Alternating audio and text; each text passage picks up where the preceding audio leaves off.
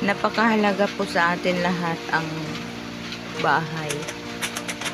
Kaya po, kahit ganito lang ang bahay namin, ay napakahalaga po nito sa amin.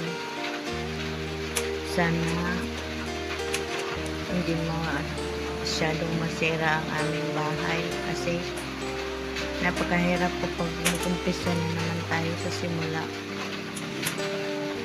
Napakahirap po ng walang bahay.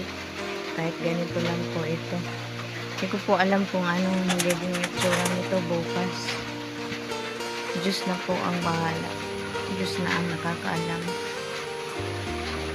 At sana ligtas kami hanggang matapos ang bagyo.